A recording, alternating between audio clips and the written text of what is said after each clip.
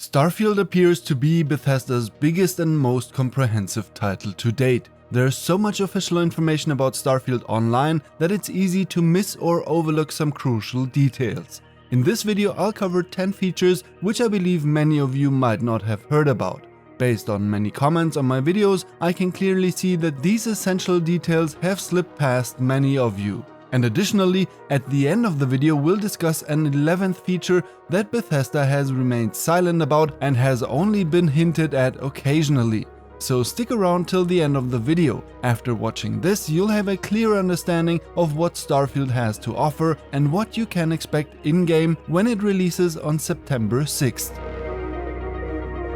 In Starfield, you begin in the familiar RPG style, traditionally with the creation of your alter ego. And the character editor is the most comprehensive and refined one ever seen in a BGS game. Not only do 40 character presets help you find a good starting point, but you can also adjust absolutely everything yourself. How muscular, heavy or slender you are, your skin color, head shape, hair and hair color, and of course facial hair. But also all the details of your face like the neck, jaw, chin, fitting jewelry, nose, ears, cheeks, mouth and even teeth. Once you're done with your appearance, there's even more to tweak. Your character also needs a backstory, and this in turn determines your 3 starting skills. Choose from around 20 backgrounds like chef, diplomat, gangster or combat medic to define your basic traits. For instance, as a diplomat you'll receive perks like persuasion to better convince NPCs, commerce to conduct more lucrative deals, and wellness to be granted better health and a longer life expectancy. Once you've made your choice, you can pick 3 out of 17 traits. Unlike the skills of your character's background, traits don't just have positive attributes. They also come with negative effects, making them optional. For example, if you choose the trait Kid Stuff, your parents are alive and well. You can visit them, which grants you new dialogue options or even quests and items. However, you also have to send them 2% of your credits weekly. It's the classic generational contract. Another intriguing trait is Hero Worship. Longtime Bethesda fans in the audience might remember this persistent young man from Oblivion. He's your biggest fan, follows you everywhere and occasionally gifts you things. However, he can be extremely annoying, but as they say, there's always a solution to everything. How your story unfolds in the universe of Starfield can thus be determined right from character creation. The good news is that you can always modify your character's appearance at any genetics facility, and the traits can also be changed later if their negative aspects bother you too much. Once you've created your character, you'll be released into the world of Starfield, and without a doubt you'll need to complete a tutorial to familiarize yourself with the basics. Of course, you could follow the main and side missions and play through a classic RPG campaign. The main storyline, which I don't want to delve into too much here, involves a mysterious artifact and is surely very captivating. Side missions, in terms of quality and length, often rival the main missions in Bethesda games. However, the real star of Bethesda titles, be it Fallout or the Elder Scrolls series, has always been the open worlds. Here you can spend hundreds of hours exploring a predominantly handcrafted world without even experiencing a single part of the story. Almost everything you see you can loot and use. Nearly every building you encounter you can enter. Every planet or moon you can see you can visit. Bethesda games are known for granting players a level of freedom that's rarely matched, truly allowing them to do whatever they wish and to explore the world at their own pace and in their own unique way. This brings us to the vast universe of Starfield. You've probably heard of its 1,000 planets, but that's just scratching the surface of the largest game world Bethesda has ever crafted. Starfield represents a section of the Milky Way. It's not a one-to-one replica, but rather a blend of fictional and non-fictional star systems housing over 1,000 planets and an unspecified number of moons and space stations. Take, for instance, the Alpha Centauri system, featuring the planet Jemison with one of the game's main cities, New Atlantis. Our solar system is also there, encompassing all well-known planets, including Earth, of course. Interestingly, only 10% of these planets harbor life. That's over 100 planets where you'll encounter humans, alien animals, plants or other forms of life. However, this doesn't render the remaining 900 planets irrelevant. Most hold crucial and valuable resources, potential sites for new bases, or trade routes that you can establish. Plus, there's ample space for future mods and expansions. Bethesda has already confirmed strong support for the modding community, even incorporating an in-game system to add mods. This means that they also be accessible on consoles. Undoubtedly, there's a genuine commitment to vigorously backing the vast modding community. But before we proceed, if you've enjoyed the video so far, I'd appreciate if you could take a moment to give it a thumbs up. It truly helps the channel grow immensely. If you want to see more content on Starfield from me, stay connected by subscribing and hit that notification bell to ensure you don't miss any of my uploads. Seriously, activate that bell as YouTube's notifications can be tricky sometimes. Thank you so much, and now let's continue with the video. Now let's dive deeper into the vastness of space. We can visit every planet, moon and space station, landing our ship upon them. However, there won't be a direct landing mechanism on these planets. This means you won't manually control your ship during takeoff or landing. Instead, the game transitions into a kind of cutscene before touchdown and after takeoff. The planetary surfaces are procedurally generated. This implies that if two players land on the same planet, the terrains they encounter could differ. However, points of interest on these planets, such as cities, rebel camps and other significant locations, are handcrafted. Therefore, they remain consistent across sessions. This handcrafted plus procedurally generated approach isn't new to Bethesda games at all. For instance, in Skyrim, the game world is a blend of handmade elements and landscapes generated by AI.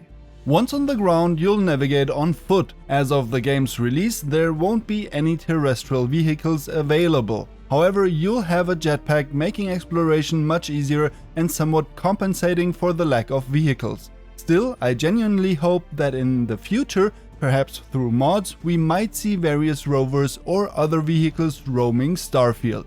On the planets, you can establish a permanent presence by building your own base.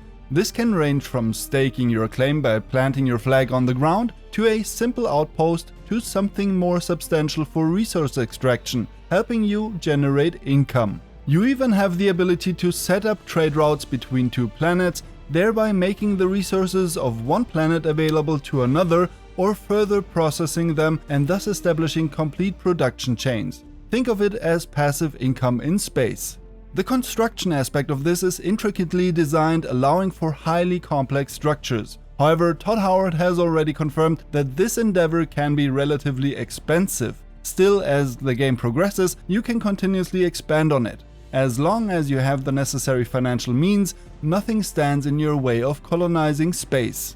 And if you ever feel the call of the vastness of space again, you can always fast travel back to your spaceship. And this transitions nicely into our next topic, spaceships. In this regard, Starfield offers an incredibly extensive and intricate system, giving full rein to your imagination and your passion for model building. Throughout your journey in Starfield, you will own various ships, ranging from small, agile fighters to large, slower yet spacious freighters. You can of course purchase ships using credits, but there's also the thrilling option of stealing them. If you decide to go down that risky route, remember to register your stolen ship with the regulatory authority, for a fee of course. Your ships can be easily modified, enhanced or upgraded.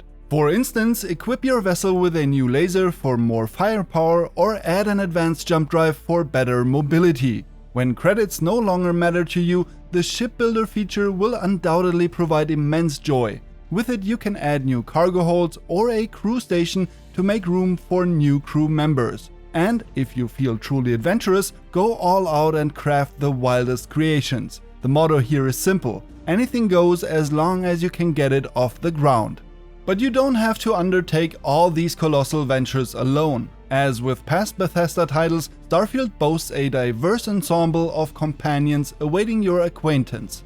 Throughout your journey, you'll have the chance to meet and recruit over 20 distinct named characters. 4 of these companions are the Constellation Companions. These are the 4 main characters you'll spend a significant portion of your Starfield adventure with, and they also have specialized quests with romantic options for you to explore.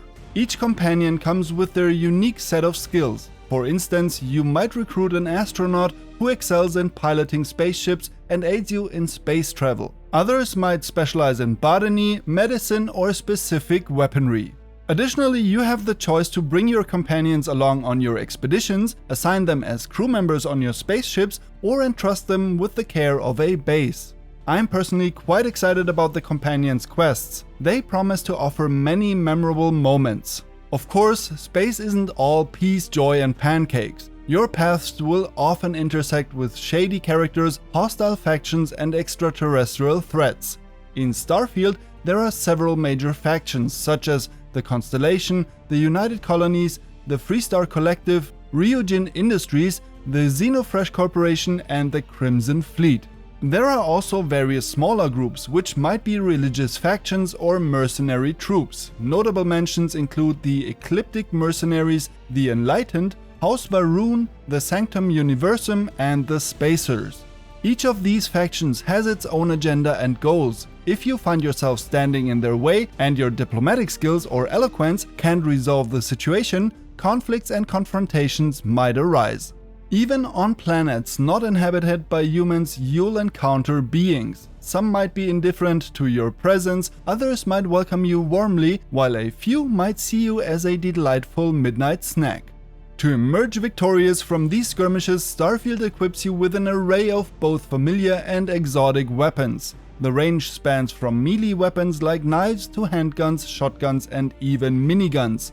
You'll have access to a vast arsenal. I'm also quite confident we'll see weapons that are, shall we say, out of this world? Typically, in Bethesda games, there are no restrictions on which weapons you can or cannot use. If you find a new weapon, you simply pick it up and equip it. However, you can unlock skills that aid you in weapon handling, granting benefits like enhanced accuracy with sniper rifles. To further hone these skills, you'll need to collect skill points through leveling up, and in true Bethesda fashion, complete specific challenges. For instance, if you aim to get a 30% increase range for your ballistic weapons, you'll first need to send 250 foes to the great beyond using those very weapons. A variety of grenades will also be at your disposal. I've already seen explosive grenades, smoke grenades, and freeze grenades, and I'm certain there will be many more. Combat, of course, can occur on the ground, mid-air, with the aid of your boost pack, or even in no-gravity areas. In those situations, the recoil from ballistic weapons can be especially pronounced, pushing you back. And in such scenarios, it's probably wiser to switch to electromagnetic systems. What's fantastic is that based on your preference, you can seamlessly switch between third-person and first-person views. It's absolutely perfect. But if confrontation isn't your style, Starfield offers the option for largely pacifistic resolutions employing your persuasive skills and non-lethal weapons.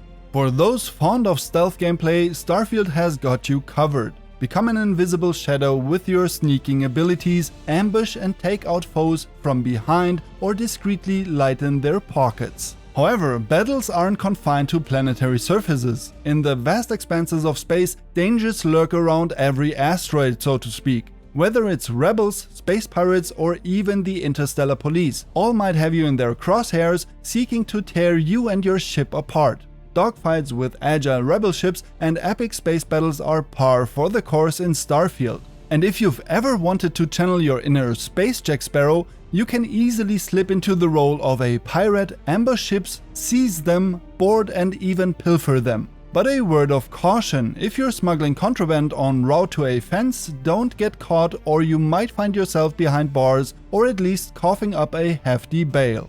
At the beginning of this video, I promised to discuss a small yet delightful detail that hasn't garnered much attention. Bethesda has only subtly teased that, similar to Mass Effect, will possess some kind of supernatural abilities. Near the end of the Starfield Direct, there's briefly some uncommented footage. And it certainly reveals that we have the power to suspend gravity with a mere gesture of our hand. And I can't express how thrilled I am about this power fantasy of having supernatural abilities. As a longtime fan of games like Mass Effect and Destiny, Starfield truly encompasses everything and more that I'd desire in a sci-fi fantasy RPG. And it gets me really excited about the early access release on September 1st.